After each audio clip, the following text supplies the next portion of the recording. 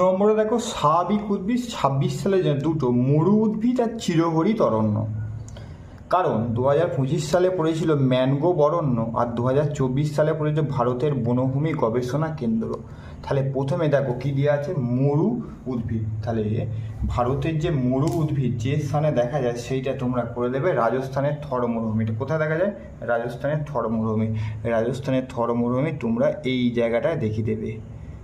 এই অংশটা তোমরা, আমি এখানে হলুদ কালারে করে দিলাম, এই জায়গাটা তোমরা রং করে দেবে বা পেন্সিল দিয়ে তোমরা এই জায়গাটা পূর্ণ করে দেবে।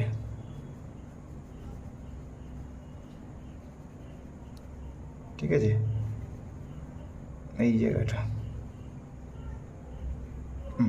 এই জায়গাটা। তাহলে এই জায়গাটা আমি কি করলাম, মরু উদ্ভিদ অঞ্চল। এটা মরু উদ্ভিদ। মরু উদ্ভিদ কোন রাজ্যে দেখালাম? আমরা দেখালাম হচ্ছে রাজস্থান।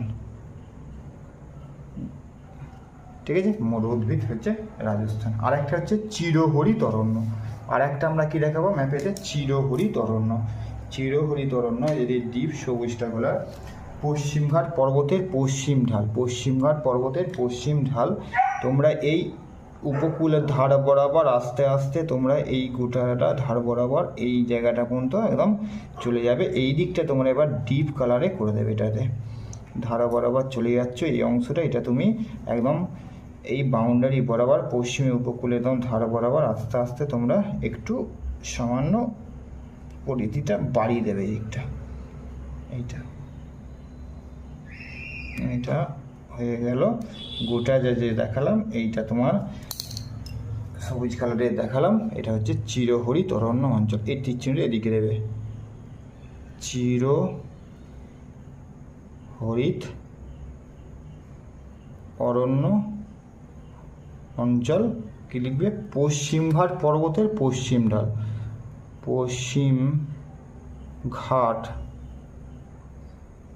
পর্বতের পশ্চিম ঢাল। এটা হচ্ছে পশ্চিমঘাট পর্বতের পশ্চিম ঢালে চিরহরিত অরণ্য লক্ষ্য করা যায়।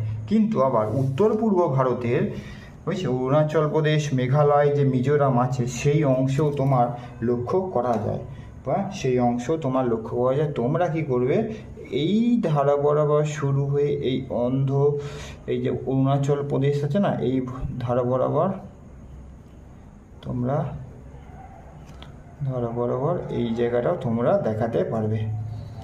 দুটো জায়গায় দেখা যায়, একটা হচ্ছে পশ্চিমঘাট পর্বতের পশ্চিম ঢাল আর মেঘালয়ের যে মৌসুমী